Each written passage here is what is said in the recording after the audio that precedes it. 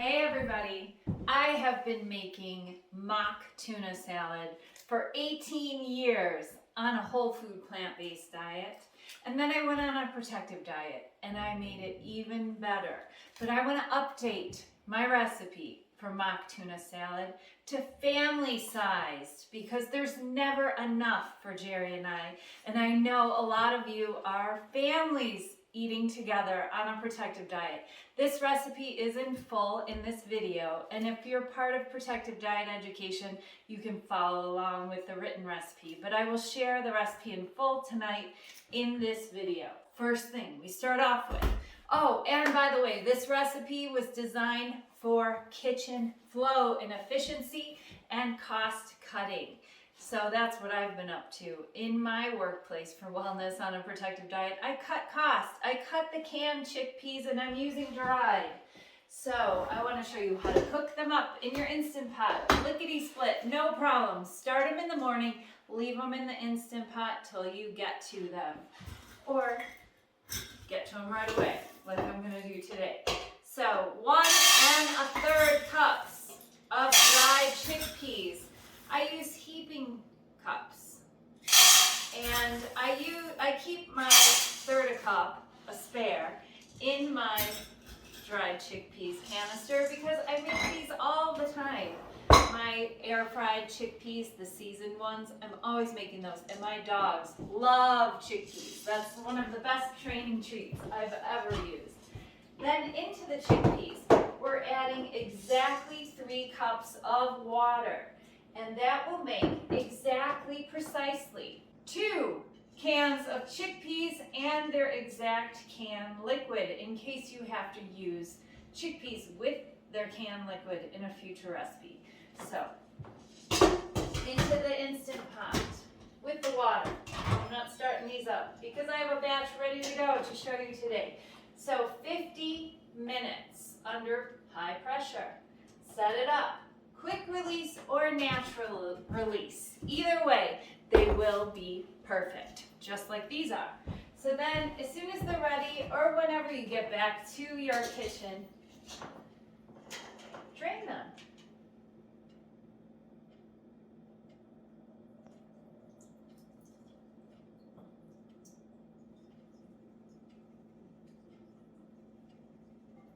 And what do I always say? Clean as you go, so wash your pot out. That's one of the best tips I can give you to make you feel like a kitchen wizard.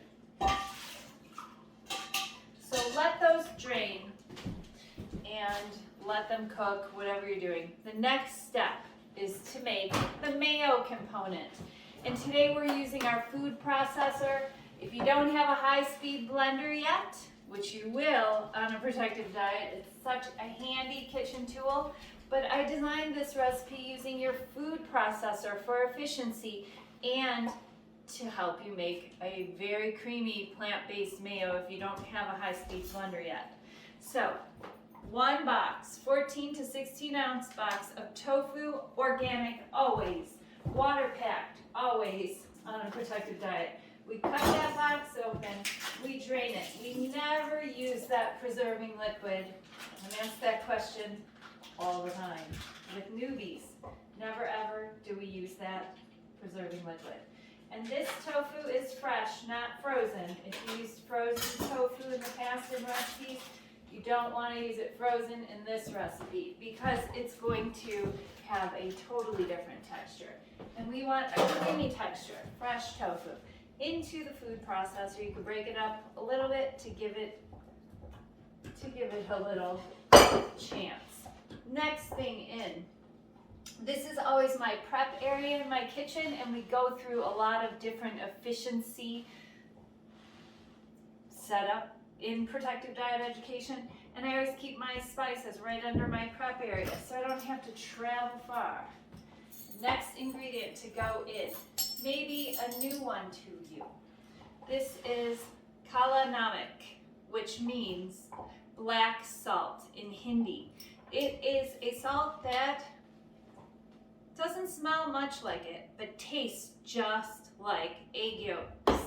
So this is gonna make our mayonnaise taste like Hellmann's mayonnaise. If you don't like Hellmann's mayonnaise or real mayonnaise, then skip this or make one of the other protective diet recipes for mayonnaise, like the plant-based mayonnaise, the Miracle mayonnaise, that's like Miracle Whip. There's many different to choose from to hit your spot with the mayonnaise on a protective diet, but this is my favorite one. So this one, we are using a half a teaspoon of this black salt.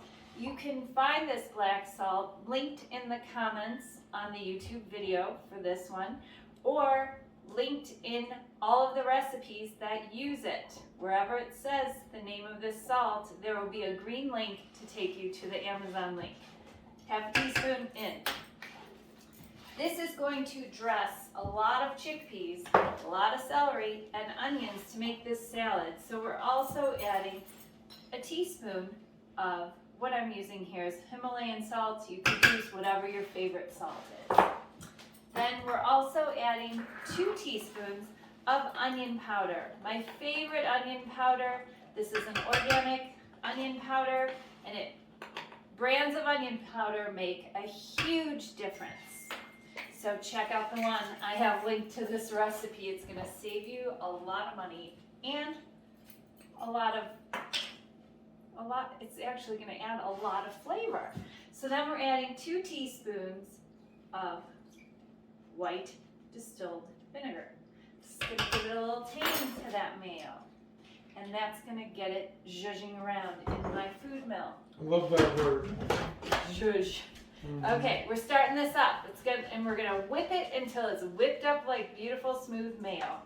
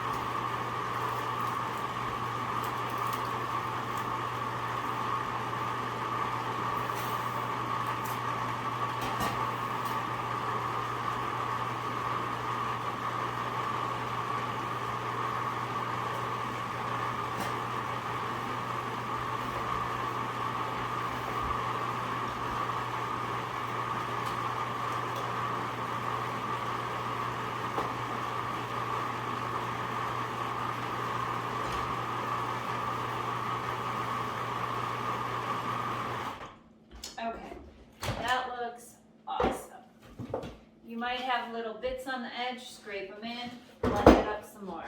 But your goal here is to have a really nice, creamy, whipped mayo that you're seeing here. See how nice and thick that is? That's what we're going for.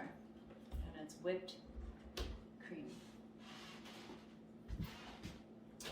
And into a round bottom mixing bowl, that's going to make it really easy to incorporate all these ingredients when we go to stir them together, and pick a bowl that you would like to fit into your refrigerator. Maybe a lidded bowl or a container that you can just mix and pop it in there to chill, because you want this tuna, mock tuna salad or tuna salad, a lot of you call this salad, to chill. Now, the beauty of this recipe is I designed this so that you don't ever have to clean out your food processor during this assembly, not till the end. So next ingredient is half an onion and celery. I say like 4 to, what do I say on the recipe? 4 to 5 ribs of celery, but I am a crunch kind of girl. I crave the crunch in this salad. I love celery, and I love it in my tuna salad. Jerry does too, yes, thankfully. Good stuff. So I add a little extra. And when I'm putting it in my food mill, I give it or food processor, I give it a little chop before I throw it in so that all of the bits are similar in size. You could hand chop this if you don't have a food processor. And I wanted to mention, if you don't have a food processor, no worries. If you have a high-speed blender, mix up the mayo like on the original mock tuna salad and skip this step. The food processor, this recipe was a double batch. It's designed to make it fast, make it efficient, and make it family-sized. So I'm gonna pulse instead of turning it on so I get a nice even chop. I'm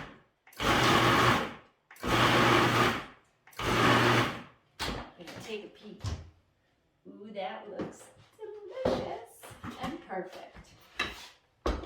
So into my mayo, all my celery and onions go.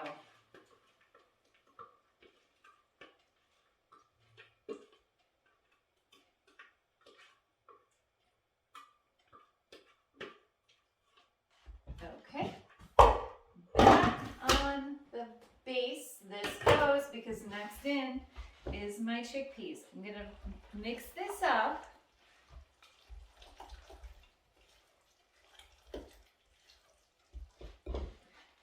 And here they are, perfectly drained. And in.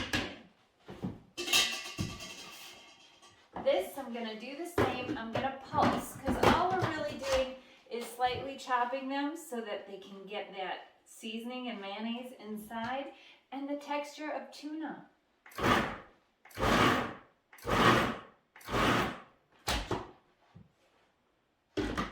One more time. Great.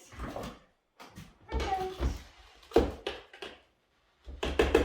Jerry, how much do you love this salad? Oh my gosh, it is so good. One of my favorites.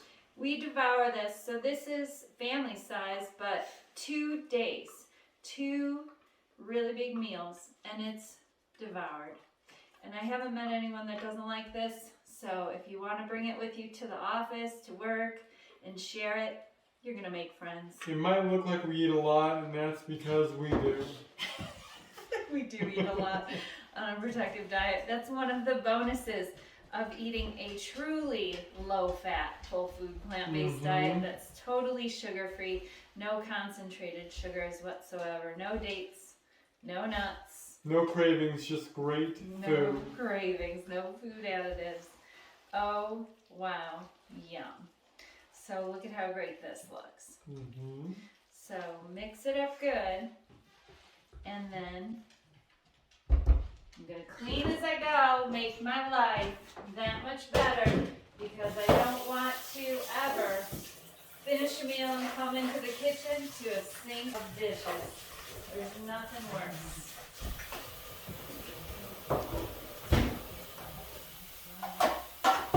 And when we're eating oil-free like this on a protective diet, we don't have to do much more than rinse things really well with hot water, because we don't have risks of salmonella, and nothing really sticks to anything. It's the best. This I'm going to throw into my dishwasher and give this pot a rinse.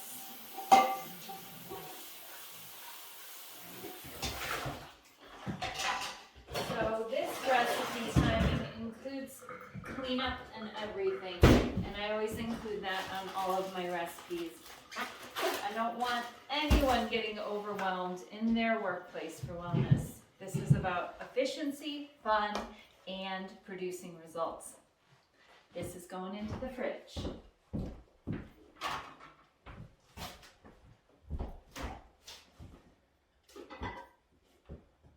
And this is a cold one, leftovers from yesterday, and I'm going to show you what I do with it.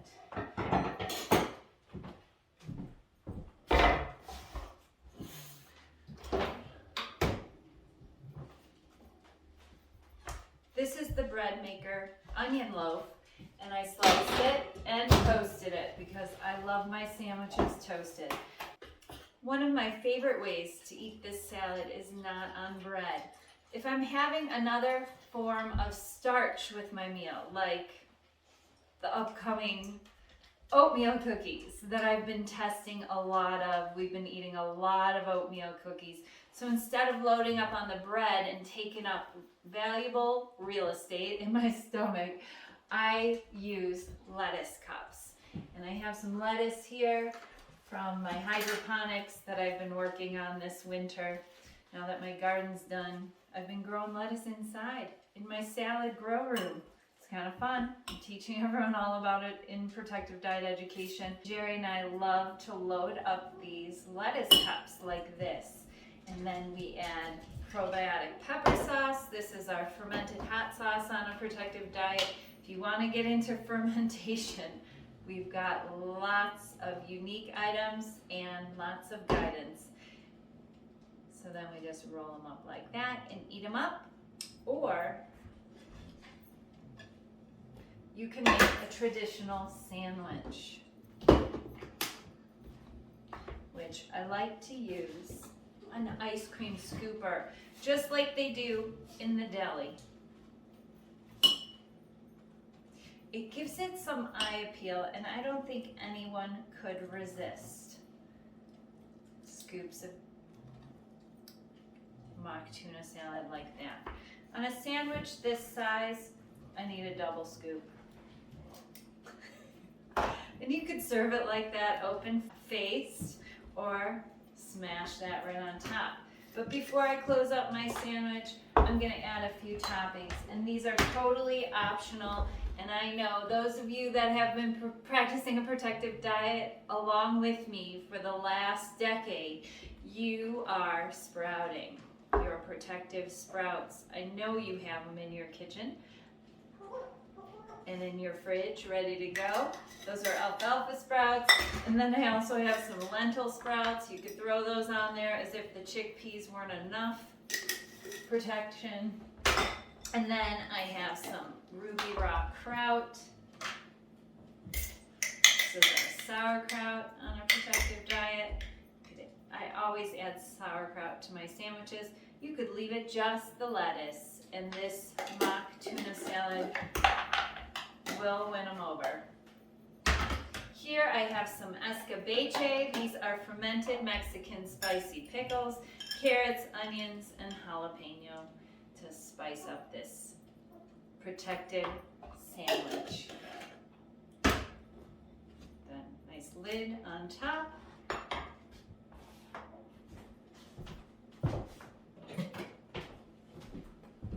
And my mom always asked, diagonal or sideways? Which way do you want your sandwich cut? It helps if you get your kids to participate. For a while, I was teaching in Chicago. I was teaching classes to reverse and prevent childhood obesity. And trust me, the way the sandwich is sliced, the participation.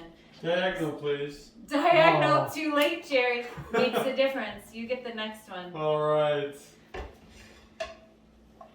Or maybe we'll each have a half of this. He'll get a diagonal and a square.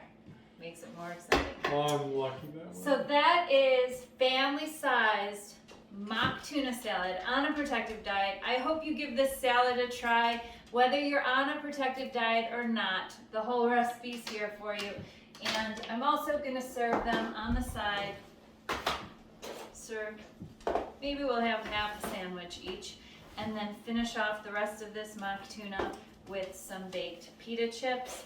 These are a recipe from scratch coming up on a protective diet next year. If you like this video, give it a thumbs up and subscribe, because then you'll see more recipes from me on a protective diet. Take care. And best of health.